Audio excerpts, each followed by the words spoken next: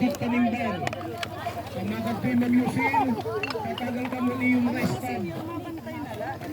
Pag-claim ang bugas, ginumabot ng bugas di ka probinsya. Pero ang gamit bugas sa probinsya.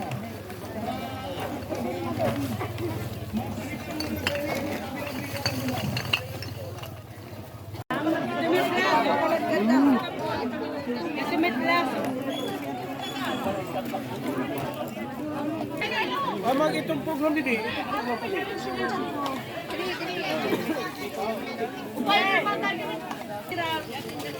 Lalasong Hindi na ka naman attendance.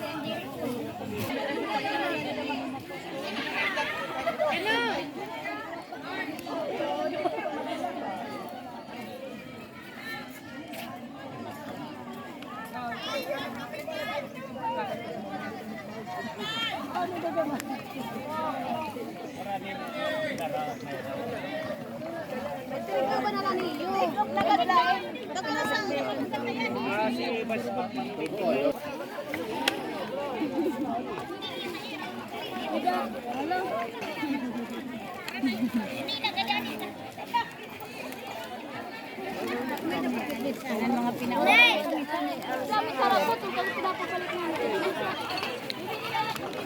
Ayun ato medyo damo nag-participate yan na coastal clean up ti barangay sa Ugan.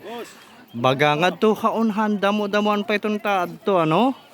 Nga damo itong mga basura. Din mga pinaora tikang barangay Tawagan. Medyo damo iningera dara. Di damo itong nga plastic bottles. Po yan.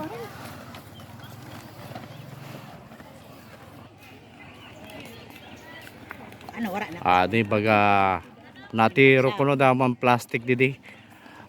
Didi inihin sa Ugan. Kanan na last din na inihan na sering pa coastal clean up didi oras Eastern Samar, pero magpapadayon lagi adto na coastal clean up didi oras kaya ini nag organize niyan kana na probinsya, pero didi oras magpapadayon adto na coastal clean up pagkakamay daliwat tingan tuhin paglimpyo partihan na basod para kuno maging malimpyo nato na bungto. Oo. Adi baga di rin man ini maubos-ubos nga basura nga plastic didi.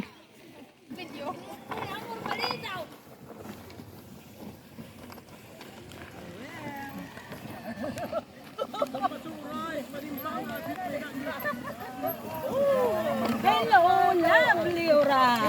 Diyan mga tikang ini Riverside. Oh, Tigib di Riverside Tigib. Baga damo nira na hakot nga plastic waste didi baybayon na sa Ugan. Pagtimbang hitpay dagit. Di. Kaya di mo kakatras ka ni truck.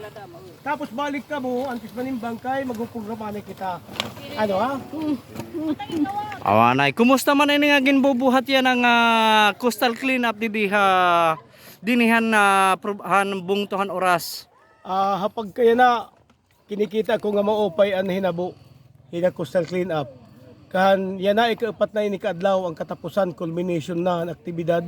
Kinita ko nga haros ang mga kabaybayunan mga 80% na sako pa natin coastal clean up. Ngang ginadamo nga basura nakuha. Nga mga tao nagkakaeresa ubos na kooperar. Nagpapasalamat akit provincial government kan Governor Bin Ibardoni nga tungod iya nagkamay dahil ng programa darahan iya reward pagbalyuhan basura binabalyuhan bugas punduhan probinsya. Damo salamat Governor Bin Ibardoni. Nga natin naman mga local official na oras ngahan mga mulupyo nga magduruto na bulig paglimpyo hanating kabaybayonan. Damo salamat ating tanan. Di nagbabalik-balik hira pagkuhahan nira mga natirok ng basura dito unahan. Nga na haya hapag kaya na ma-appreciate naton ana sa ring papartisipasyon na mga tao han mulupyo. Baga nahingyap liwat hirahin na pagkamaya datahin malimpyo nga baybayon didi ha oras Eastern Samar. Yung pa yung preparasyon. Maghihi mo kita yung istorya.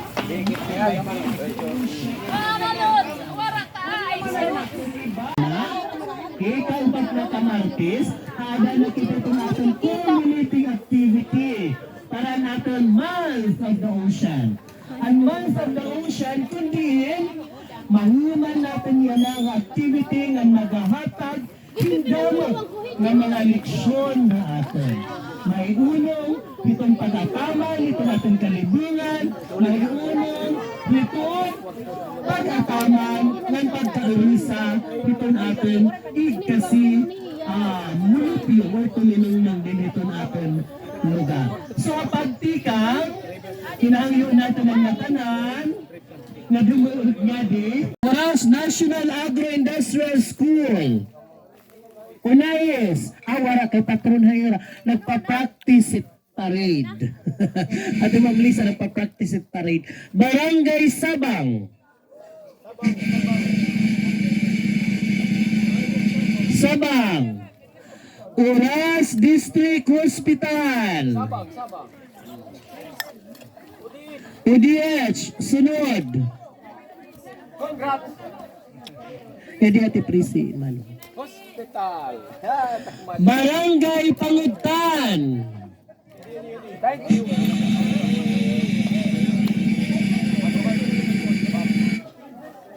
Next is TESDA Oras.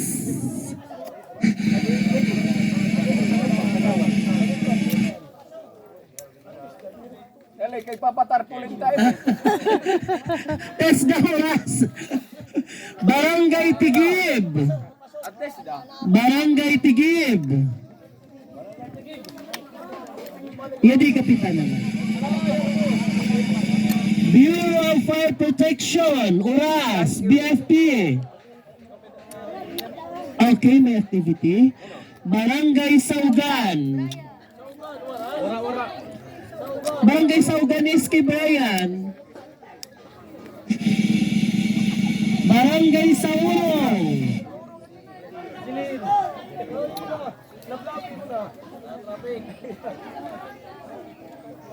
Next, Finaura Wema, Barangay Tawagan Vendors. Barangay Tawagan Vendors. Waray. Barangay Tawagan, waray gihapon. Finaura Women's Association Tawagan. Yes, champion ang Tawagan. Ya, nagbabaraktas pa yun eh. Ada natakuan. Diri ba't lang gaw ha? Ada truck ngayon sasakyan. Congrats. Ha, may... Madi. Barangay Paypayon. Barangay Paypayon, yan di kapitanaan eh. Yan eh, hello yung mano. Barangay San Eduardo. Barangay San goes to for having collected the most trash in the coastal during the celebration of the Month of the Ocean. Coastal cleanup held on May 9, 1623 at Barangay Burak, Malingot, Pangutan, San Eduardo, Tawagan, which is significant in our pursuit. Given this 30th day of May 2023 at Barangay Saugan. Third place goes to Barangay Paypayon. Totaling 691 kilos. Almost 1 ton. Barangay Paypayon. Second place. Second place. Tawagan Finaura Women's Association. Yan. 722 kilos. Galing ha? nagwantan. Tunilada. Yeah. Of course, our top grosser of collection barangay, Riverside. Nahulugan lain ada yung tulo ka putos, 989 kilos, almost 1 ton. Hatun pala top 3. Gidamuin na natin na kolekta nga mga basura. Of course, ini natin activity are done in partnership with our provincial government office, today represented by the Provincial General Services Office. Bigyan natin ng palakpak. Yan. Okay, thank you so much. At this juncture, we hear Ora mismo nga Mayor Roy Ador Pangaga. Ang gatanan nga mga barangay officials, ang gatanan nga dilain nga mga agencies, so DepEd, Fire, Army, Coast Guard, katanan, Anoras LGU, in maupay nga aga atong gatanan. An opisinahan gobernador, labi na mismo hi gobernador, nag papadangat haniya kinasingkasing nga pagpasalamat nga kanan nga nagdinulig kini nga atin activities nga naglalaom nga sa pangayan ni baro nakitahan pag-ataman natin kalibungan nga pag-ataman mismo atin lugar. Di rin ako mag-inilaba asilat aniya basta aliyak kinasingkasing nga pagpasalamat ang Office of the Governor. Salamat.